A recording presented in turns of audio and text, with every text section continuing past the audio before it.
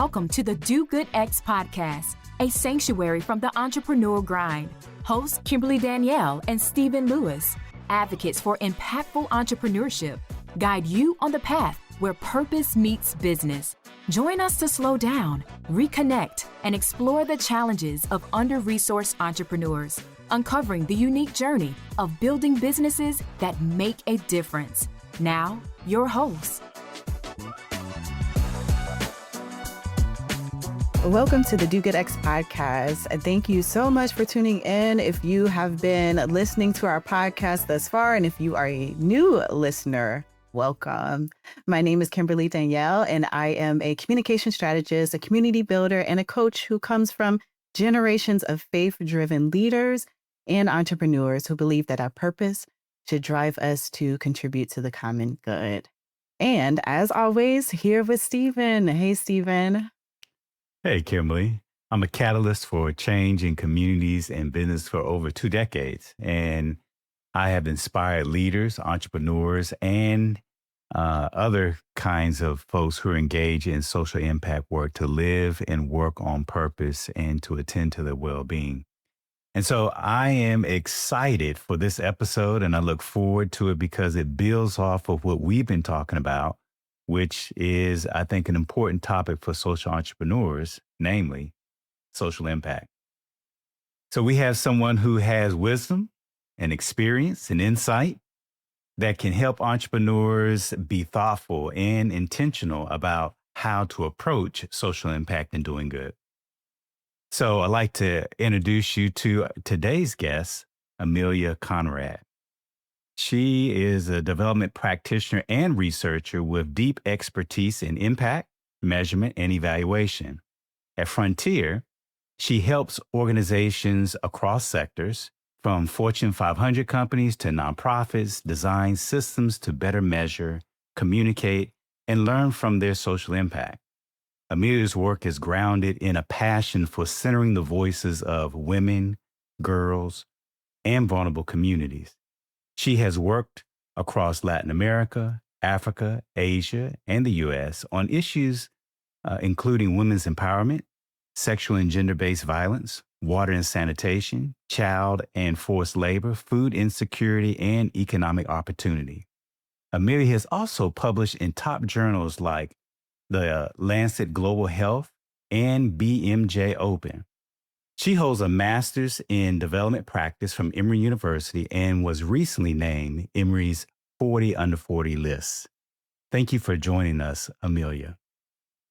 Thanks so much. Happy to be here. And thank you for that warm welcome. So, Amelia, I'd like to ask you, you've worked across continents and sectors. How has that shaped your view on what social impact really is? Yeah, that's a really good question. And I will try not to go on and on because there are so many ways in which it's influenced how I approach my work and just my place in the world. So I'll try to pick just a few key pieces. I think one big one for me is the idea of positionality and really thinking about, who I am, my background, all the intersecting identities that make me who I am and how I move through the world. So I grew up in a very small town in Iowa, where a lot of people don't leave the state, much less the country. But I always had this craving to travel and to see the world. And I credit that to my parents. I credit that to a lot of good books. And so I went to college in New Orleans and then studied abroad in Lima, Peru. That was my first real in-depth experience abroad. And I ended up studying international development, doing a master's in development practice, as you mentioned. And in that program, we spent 2 summer practicums abroad. I worked for 3 months in Ethiopia and then 3 months in Malawi the following year. And just having those 3 kind of foundational experiences in different parts of the world taught me so much. And it made me really reflect on how folks reacted to me as a white American woman working in their contexts. And in South America, folks were always gracious and warm, but they were critical of the role. The U.S. has played a really complicated role in the history of South America, has been complicit in a lot of not so good things. And I appreciated how in the classes I was enrolled in at the university and the nonprofits I worked with, folks weren't, they questioned my role and they questioned the role of my government in their countries. When I was working in East Africa, I saw, unfortunately, kind of the legacy of colonialism there, where folks were very willing to assume that I knew a whole lot more than I did as a 23, 24-year-old kid because of my, identity, because of the passport I held.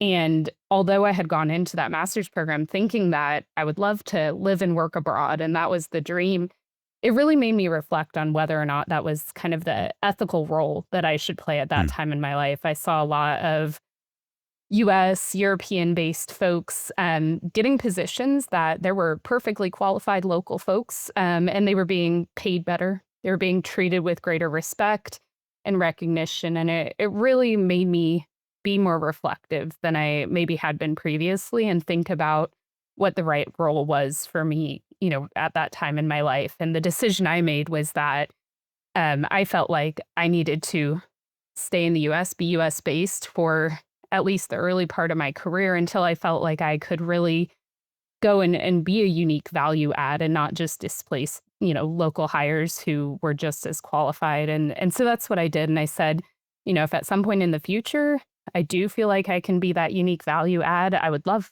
to work abroad. And fortunately, I've had some opportunities to do so in ways that felt appropriate for my role, for my position in the world. So I think that's a huge one, is just thinking about how our various intersecting identities influence our role and how we move through the world. Um, Another big one for me in terms of how that work abroad has influenced my perspective, I think, is just learning that there is always or almost always a rationale and a reason for why things are done the way they're done. I think that traditional development has assumed that, some folks hold the answers and they can go in and deliver them, and that other folks just don't have the answers. What I learned is that although things may not always be done the way you or I would choose to do them, um, that there is usually a reason. People, the world around, are creative, they're problem solvers, they're going to find a way even with limited resources. And so that's often the driver behind why things maybe are done a little bit differently than again, the quote unquote right way to do them. So I think those experiences taught me to get really curious, to ask why, to dig deeper to understand root causes, because, it's almost never as simple as just coming in with a big splashy solution and solving a problem. You've really got to understand the context, the history, the culture behind why things are done the way they're done before you seek to change them. I'll highlight one last thing and I'll make this one short. I think working in some of these places, you're working with a lot of resource constraints.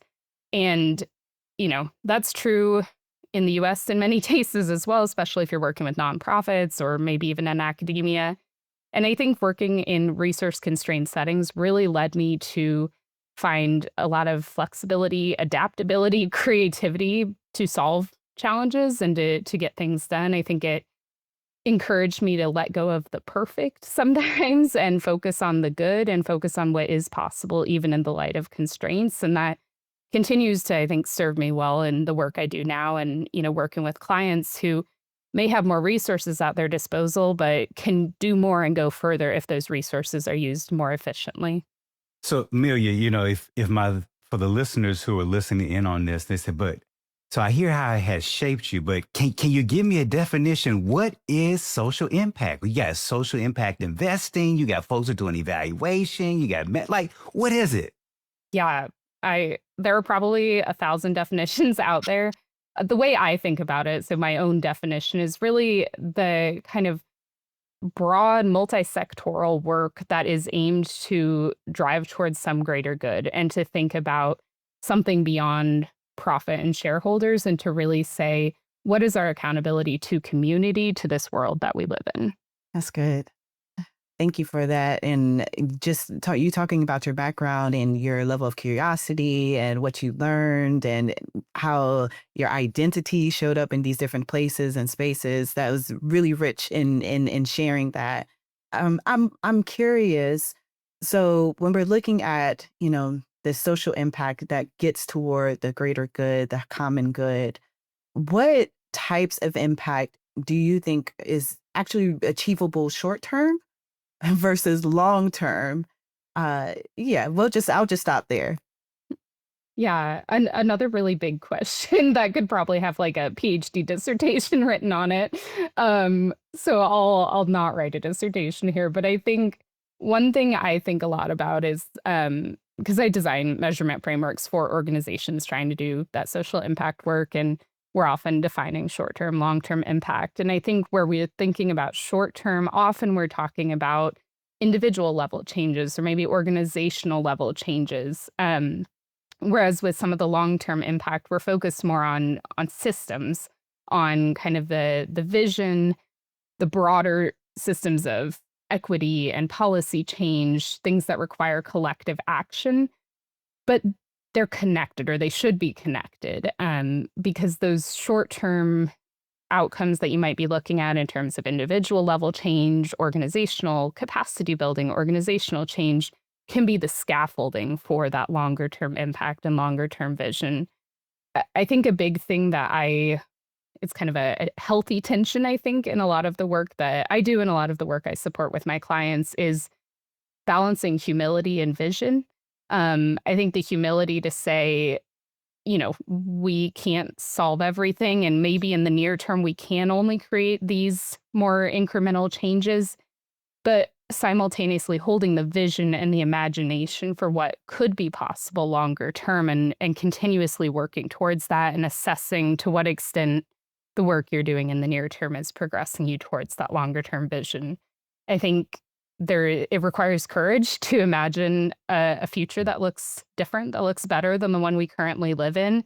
Um, and I think you have to be able to hold that vision and to inspire others with that vision in order Mm. to make sure that that more near-term impact is really leading you to that longer-term vision. Otherwise, I think folks get distracted and it's easier to focus on just, what's going to look good in the near term. What are the, quickest ways you can get some splashy metrics that'll make a funder happy near term. And if you're able to hold that vision of why these incremental changes are contributing to that bigger vision, I think it's a much more inspiring story. And hopefully it's leading us to that better future that I think we all aspire to be in.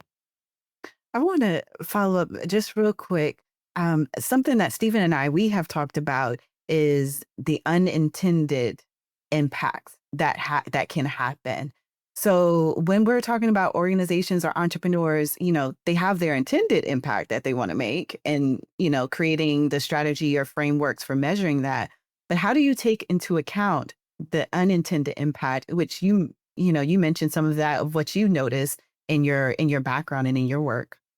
Yeah. Yeah, I mean, it is not an easy thing to do. Um, I think, we talk about both positive and negative externalities. It could be unintended positive things that are happening, and you want to get credit for them when you're helping to foster them. And then, of course, you want to be aware of and address some of those negative externalities, negative things that you're not affecting. I think there are a number of ways that folks can do this. I think a lot of it is about that curiosity and just continuing to ask why. I think a lot of the clients I work with, a lot of what we're doing is trying to help them use qualitative data more effectively to really understand not just what happened, but why it happened, where there were challenges, and what kind of spurred those challenges to identify kind of emergent things rather than just gathering data that reinforces what you already know, but to understand more broadly what happened, why it happened, and see some of those externalities. I think the other piece to me is really about you test and you learn and you test and you learn and you fail and try again. And I think that willingness to take kind of an experimenter's mindset to the work to an Mm. extent and going in that you're looking to learn through that process and that you're going to hopefully identify the unexpected in that testing and learning process is really important. So let me ask you, what do social entrepreneurs or organizations often get wrong when trying to measure social impact? Yeah, good question. I mean, let me just first say that I think it is easy to be a critic. And I think Sure. there are a lot of organizations, almost all of the folks I know who work in social impact, whether that's the social impact team at a Fortune 500 or at a tiny nonprofit, I think almost everyone is there with good intentions. They want to be a part of something positive. And so I think that the gaps I see are not due to a lack of good intent. I think often they're limited by resources. They're limited by Mm. capacity. Maybe they have, their board has given them a headcount limit and they can't bring in someone with the right skill set. So I first want to just acknowledge that I think when we talk about gaps, that's the place it comes from. A few things I've seen. One is, I think, a focus on vanity metrics. I think there's so much pressure from funders, from boards, from stakeholders to put up the big numbers and have a, happy story to tell, that folks sometimes shy away from some of the more interesting data that's really going to help them learn and grow and continuously improve. And so it's easier, it's safer, it's less risky to just focus on how many dollars did we give away? How many people attended our programs, rather than to dig into some of the data that is a little messier and that might not always tell a positive story, but might really help you learn and make improvements that are going to better meet your needs. So that's one thing. I think a lot of organizations are trying to move beyond that, but I also think it's hard. A big one for me, I'm a qualitative researcher at heart. That's my training and my background, and I work across both quantitative and qualitative. But a gap that I see a lot is a real overemphasis on the quantitative, on the numbers, and Mm. where organizations do use any qualitative data, which is not always the case. It's often as kind of anecdotes. This is a nice story to highlight, and that's good. There's nothing wrong with that. But I think it's missing an opportunity to really dig deep. Qualitative data can be such a powerful way to really listen and to hear voices that may be kind of missed or overshadowed by the numbers. Um, I think that using qualitative data in a really rich, robust way helps you get at something that numbers often cannot, which is why things happened, how they happened. To Kimberly's point, what was unexpected? What's new? Right. What didn't we account for in the quantitative data collection? So that's a big one to me. That's something I do a lot of work with clients, kind of upskill their teams and their systems to better collect and utilize that qualitative data. I think the last thing I'll say is just there's always a concern about kind of the extractive nature of gathering data and evidence and the burden it can place on program participants or on nonprofits who are reporting into a funder or others. And I think a lot of organizations try to minimize that burden. They try to limit the data they're collecting, and they try to limit the reporting requirements. But it's never a perfect balance because there are a lot of competing interests. Your board, your stakeholders want to know what's happening, and so there is a need for some data. And so I think a lot of it is just about constantly seeking to find the balance that works best for the various stakeholders that are a part Mm. of your organization, and then to the extent possible, kind of reversing the extractive angle and sharing Mm. back. So rather than only pulling data from participants, from grantees, playing it back and sharing some of the learnings and insights so that they can also benefit from the process that they've participated in. So let me ask you a follow-up question, which is you talked a little bit about vanity Yeah. metrics, particularly from a quantitative point of view. And I wonder to what extent there are vanity metrics from a qualitative point of view. Yeah. And really, I'm interested also to how hard or how easy is it to really assign causality to positive outcomes versus like, were you the only variable in that, or were there number of actors that contributed to that? So I'd like you to talk a little bit about that, the tension, or at least, where the through line is between those two things. Yeah, both really good questions. The first one, easy answer. Yes, there are absolutely, I think, forms of like vanity metrics in terms of qualitative. I think when we do talk about, anecdotes and quick stories, if you go look at most funders' websites, they don't have a story from a grantee or a partner that's negative. They highlight the good stuff. That's normal. I think there are, good reasons for that. But I think in a similar way that the splashy number of just, we gave out $20 million, you can have the splashy story of that one really amazing transformational impact. And you might be not highlighting all the stories where it was like, we tried this and it didn't work that well, or we had some unintended negative consequences, things like that. So yes, Mm. absolutely. I think there is a way of using qualitative data that can be, akin to the vanity metrics on the quantitative side. The question around causality is, oh man, it is a tough, tough thing. And it is Yeah. one so many organizations wrestle with.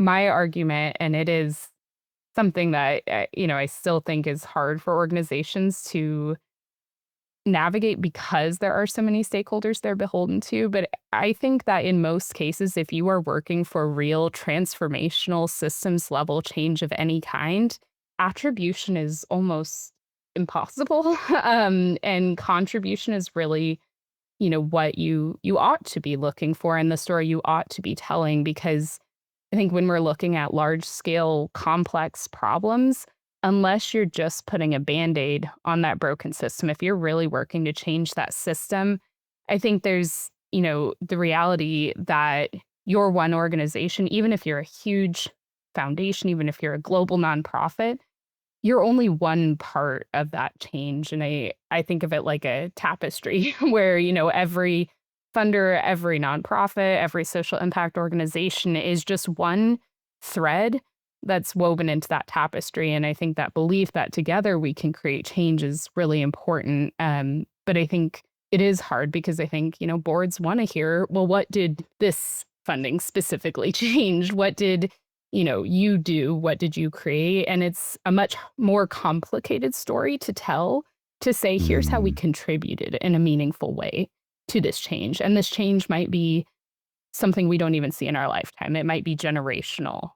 And we believe, because we have a strong theory of change underlying this, that this is an important contribution to that way forward, but it's not all on us. And I don't know that any organization has perfectly navigated how to tell that story to stakeholders who don't have the patience to really sit with the complexity of those big changes. So, given what you have said, we may not even see the impact of our work, and founders may not see the impact of their work in their lifetime, and overnight, let alone in their lifetime. So, when it comes to social good and founders are thinking about tracking, designing and tracking the impact over Yeah. time, what advice do you have for them to ensure Yeah. that they are tracking that over time? Yeah. I, Or there's just a, don't give up and quit. yeah. Or that too. Yes, Yeah. they stay in the game because they're not seeing they're seeing Yeah. the return of their investment of time, money, energy of Yeah. their business. Yeah, absolutely. I mean, I guess I would tackle that in two parts. One is kind of the philosophical side of things, I suppose, and then one is a lot more tactical and practical. Um, I mean, philosophically, I strongly believe that we should be planting seeds, even if we're not going to be around to see the trees grow. We're Mm. only here because of the folks who came before us, and our world is imperfect and it is broken and there are flaws, but it is also better for most of us than it was 50, 100, 200 years ago, because of people who believed that it was worth their time, worth their sacrifice, worth the struggle and the trade-offs they made to work for future generations. And so philosophically, I will always make the argument that we should be working for future generations and pay forward what those who came before us, sacrificed for all of us here today. On the more tactical, practical side of things, one thing that I would always recommend to organizations is to a theory of change. And some of us are more or less familiar with that concept, and it can sound really complex. It doesn't have to be. It's really about, what is the change you're trying to create? And why do you believe that what you're doing will contribute to that change or help spark that change? And I think that if you have a strong foundation, whether you're a for-profit business, a nonprofit business, if you have a strong foundation in that, you're really crisp and clear in the change you're trying to be a part of, how you believe, what is the hypothesis of why what you're doing will contribute to that change, it enables a lot of different things. It enables strategic decision making that's aligned with that underlying theory. It enables measurement and tracking. So, Kimberly, to your point, you can identify what are the incremental moments to say, okay, we're not going to get all the way there in my lifetime or in the next 10 years, but am I seeing positive signals that we're moving in the right direction? And then lastly, I think it enables you to tell a really compelling story because you're not just saying, this is my brand, this is what I'm doing. You can actually say, here's why we're doing what we're doing, here's why this matters. And I think that speaks to people in a really emotionally resonant way that can be compelling to funders and customers and beneficiaries alike. So you talked a little bit about attribution versus contribution. So how should businesses be thinking about co-creating measurement frameworks with their communities or their stakeholders that they're designing for? I'm thinking particularly, in the disability community, they have this kind of famous quote, "Nothing for us without us is about us." So talk to us a little about the whole kind of co-creating a measurement framework. Yeah, absolutely. I mean, this is my love language, I guess. The company I work for, Frontier Design, design is in our name because we use human-centered design thinking methodologies to co-create with others. And that's true of measurement frameworks. It's true of, program design and so many other things. But I think in line with the quote you just said, Stephen, I think to me, it's about inviting people in to be co-authors in a story rather than casting them as characters. That you're really inviting folks to be a part of shaping and defining the story that is told about them rather than simply, using them as kind of a device in your storytelling. There are a number of ways that I think you can do that. I think the first, probably single most important thing you can do is to listen deeply. I think so often we don't know what we don't know, and we all have assumptions. We all think we know certain things, but I think taking the time and using interviews, using focus groups, using other platforms to really listen deeply to the folks that you're designing for is critically important. And if nothing else, at least using that as a mechanism to let folks have a voice in decisions that are made about measurement or anything else is really valuable. I think then, as much as possible, designing with rather than for is critical. So actually bringing folks into the space where they can have a seat at the table, where they can be a part of decision making. I worked a couple of years ago with one Fortune 500 social impact team that was working in the physical and mental well-being space, and they were really committed to principles of anti-racism and equity, and so it was very important to them to take this co-creative approach. And they had given out an initial round of funding to like 6 or 8 grantee organizations, not a huge number. And they said, as we define this measurement framework we're building, we want these grantees to have a voice in how it's designed. And so we helped them. We led a series of virtual workshops where we brought the grantees in and asked them to share with us how they defined success, what it looked like for them, what measurement tools they were already using, how they were capturing the impact of their work.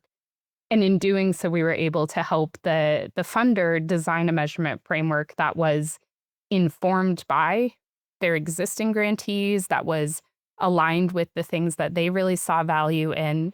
And I think in taking those approaches, it's not only, the right thing to do. I think many of us are agreed that giving folks voice, helping distribute some of that power is really important, but it also can have really tangible benefits. I've seen clients I've worked with where they have designed measurement frameworks in more co-creative ways, and their grantees have shared back that in doing so, they now have measurement tools and funder reporting requirements that actually align with their needs and their interests, that help them learn and reflect on their work, and that in some cases have actually helped them tell their story more compellingly and unlock really large donations from funders, including the Mackenzie Scott Foundation, things like that. So I think that recognizing, again, not only morally maybe the right thing to do, but also I think there are really important benefits that can be realized through taking that co-creative approach. It's good. Yeah. Well, I have one last question before we move on, which is, I've been talking to businesses, particularly thinking about the next 75 years will be at 2200. And so what is the work that people are laying down and what kind of change, positive change they're trying to make? And so I'm curious, in the age, in the advent, the coming of the age of AI and artificial intelligence, what are the most compelling ways that businesses can communicate their impact to their stakeholders and their customers? Yeah. I mean, such a big question. And I think I have been actively seeking to learn about the role of AI, and I still feel like I'm such a newbie at that. But I think more broadly, whether you're using AI to help you do it or you're just using the human brain, I think the idea of data storytelling is really foundational. Um, so often I think we just splash up a bright, shiny dashboard and some nice charts. Um, but I think really thinking about the stories that you're trying to tell, what is the purpose of the data? What is it attempting to communicate? And I think there are two key things that I would encourage everyone to do when they're trying to communicate their impact. One is to, whenever possible, humanize the data. So whether that's using narratives to go beyond just the numbers to really share why those numbers matter, what they mean, or whether it's using more, interesting creative tools like personas that help to, create composite sketches of real humans behind the data. Anything you can do to bring human voice, human emotion into the room, I think is wonderful for empathy building. I think it is more resonant, it is more compelling to the audience. The second thing I would say is to get really smart about data visualization or turn to people who are smarter than you about data visualization, which is something I do. And I think we have a tendency, especially with quantitative numbers, to think that numbers don't lie, that this number is, clear, interpretable. The reality is that even unintentionally, charts, graphs can be misleading. And so really making What? sure that you use Are you sure? I am positive. um I think just using really clear data visualizations that make sure to think about proportion and scale and labels and how they're going to be interpreted by your audience. And really at the heart of that is putting the user at the center, really thinking about what that user needs, how they're going to read the data, if they're very sophisticated with data, if they're, just a layperson who's going to glance at this once and needs it to be simpler, clearer, more explicit. So I think those are the two things. I'd say humanize the data and then center the user and design your data visualizations to communicate with them. That's good. I mean, you can make data say whatever you want it to say. Yes. So that's an important point to remember. Yeah. We're going to transition now to our resource roundup. And this is where we gather tools and tips and resources that can help entrepreneurs build strong and sustainable businesses. So, Amelia, I'm going to ask Kimberly to kick us off in this next round. So, Amelia, for founders who are just starting to build their impact strategy, I mean, you've talked about so much. And for someone new to this, it can seem very overwhelming. Where might you recommend that they begin? Where should they start? Yeah. I mean, I would say that theory of change piece, and don't overcomplicate it. Grab a napkin, grab a little scrap of paper, and write a simple statement. If I do this, then this happens, so that whatever that impact you're trying to create is. And I think if you can tell that one sentence story of what you're doing and how it contributes to the change you want to see, that's powerful. And you can build from there. You can create a more sophisticated theory of change measurement framework, but that is a wonderful starting point, and it can really ground your strategy, your measurement, your storytelling and communications. Are there simple tools or guiding questions that can help a small team build a meaningful impact lens into their work? Yeah, absolutely. I mean, I think to me, it's really about curiosity and learning. So questions Mm. are at the heart of that. And I think the most important one is just why, and just ask over and over again. We use a framework called the 5 whys. So you ask, why did this happen? And then you ask it again and again so that you go deeper and you really get down to root causes and things. So I think those why questions are critical. I think also for me, with my background, intersectionality, credit to Kimberly Crenshaw, is foundational to how I think about the world. And so I think for organizations of all types to really ask themselves, how is this impacting different groups, different people, different populations in different ways. And then again, go back to that why question. Why is that happening? And I think lastly, I'd just say the guiding question of what does success look like for you? For whom? Um, and I think if you, again, have a really crisp idea of what success looks like, it helps you have that North Star. It helps you measure that incremental progress and see if you're on the right track. You talked a little bit earlier about storytelling and how that can be beneficial when it's done meaningfully, intentionally. It's not just about the quantitative, it's also about the qualitative. Can you name a resource that can help to bridge the gap between storytelling and data, and something that really helps founders and organizations communicate their impact in a more compelling, not just compelling, but meaningful way, not Yeah. just vanity metrics or Yeah, storytelling? absolutely. Yeah, I there's one on the bookshelf behind me here that it's like my little, book that I refer to all the time. I'm always holding it up in meetings and it's called The Data Storyteller's Handbook by Kat Greenbrook. It's also just a beautiful book, but it's been really wonderful for me to kind of find tools within it that we can use with clients or within my team, to go that layer deeper and think about the stories and how data visualizations or narratives or numbers can support the story that we're trying to tell. So we hope that you listeners wrote that down, that resource down, and these other tips and insights that Amelia has been sharing. And we hope that you are enjoying this conversation. If you are looking for more resources and other conversations with experts in the field like Amelia, head over to dogoodx.org. And here you can explore our work and join the Do Good X LinkedIn group, where you can connect with other entrepreneurs and also explore how you can continue to do good.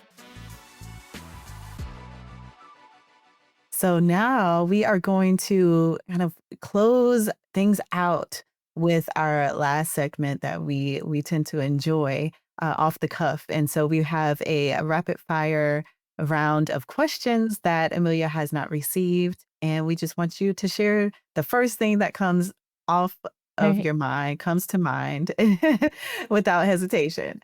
So I'll just go ahead and dive in. What is the best piece of advice that you have received on your journey in social impact? I think I worked on staff at Emory University for several years, and one of the professors that I worked with there, Dr. Sheila Cineroy, at one point gave me some advice. I've always been a person who's like very self-critical, always trying to learn and grow, and I'm always focused on what am I not doing well and could be doing better. And she said, sometimes it's better to lean into your strengths and to try to maximize those than to work on addressing every gap, because you're always going to have gaps. But if you can really identify your strengths and build on those, that's how you can make your, unique contribution to the world. So that's one that stands out.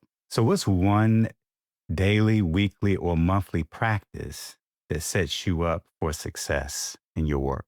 Yeah, man, that is a great question. I think there are a lot of small things, but I think the biggest thing is just that I can tend to be a workaholic, and I have learned the hard way over the years that I have to make space for other aspects of my life in order to be my best self at work and elsewhere. And so daily, it's like taking my dog for a walk. It's getting outside in my garden. Weekly, it's making time for a phone call with my little sister and my parents and catching up with friends and community. So I think just recognizing the true value of those things, because otherwise it can get so easy to just focus on the to-do list. But I have realized that I am more creative, my cup is filled, and I can give to others when I make space for those things that do fill my own cup. How has your faith shaped the way that you approach your work in social impact? So I grew up in a Presbyterian church in small town Iowa, a very liberal church for that area. And although I'm not currently religious, it was really foundational to me to just be in a space where they took biblical teachings and really, I think, tried to apply them in the world, and thinking about, our neighbors are not just those who look like us or share our backgrounds. They are people of all walks of life, all faiths, and they're all welcome and deserve to be treated with respect and community. And I think some of those foundational teachings of love and acceptance have been really critical to forming the person I am today. How do you navigate challenge and build your resilience? Oh, great question. Something I'm still learning all the time. I think leaning into to loved ones and into community is the best way I know how.